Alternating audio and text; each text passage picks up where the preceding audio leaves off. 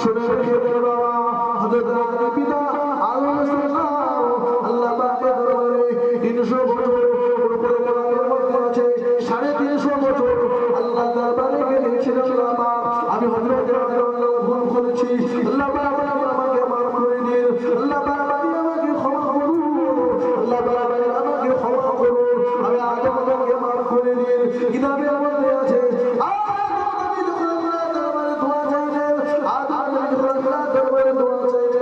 আমার মালাপা ওই দুয়াটাকে আল্লাহ অন্য কোনো বসে নয় আমার মালাপা কবুল করেছিল 10 মুহূর্তের দিলে আদম নবীর দোয়াকে আল্লাহ কবুল করে নিয়েছিল সুবহানাল্লাহ আদম নবীর দোয়াকে আল্লাহ 10 মুহূর্তের দিলে আল্লাহ পাক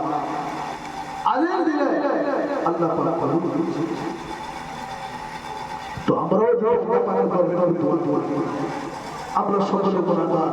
সবচেয়ে বড় বড় যদি আমরা আজকে দিনে আল্লাহ তাআলা দোয়া করি সকলে দোয়া করবেন ইনশাআল্লাহ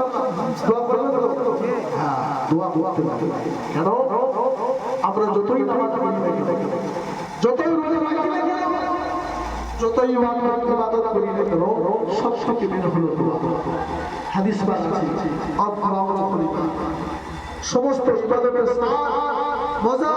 হলো দোয়া রাত জেগে নামাজ পড়লে সারা দিন রোজা রাখলে তাসবিহ তাহলিল করলে দোয়া করলে সব দেওয়া আল্লাহ বলছে কোন বান্দা যখন আমার কাছে যায় আমি আল্লাহ সেই বান্দার কাছে সেই বান্দার জন্য খুশি হয়ে যাবে বলে সুবহানাল্লাহ আমাদের কাছে চাইতে হবে আর কাছে চাইবো আল্লাহর কাছে চাইবো কোন বাজারে কোন মাজারে কোন দরবারে আমরা চাইবো কার কাছে আল্লাহর কাছে আল্লাহর কাছে আমরা চাইবো আল্লাহ পাক আমাদের প্রত্যেকের আশাকে আল্লাহ পূরণ করবে একবার জোরে জোরে সুবহানাল্লাহ আল্লাহ তাআলা দোয়া করেছিলেন আল্লাহ দোয়া কবুল করেছিল সেটা হলো এই মুহররম মাসে 10 আসুরা করে আল্লাহ দোয়া কবুল করেছিল আদম শুধু তাই নয় আইয়ুব নবী যিনি শরীরের মধ্যে সমস্ত পোকা হয়েছিল তিনা দেখছে শহর তিনি একটা জঙ্গলের মধ্যে চলে গিয়েছিলেন তিনার সঙ্গে একজন বিবি ছিলেন বিবি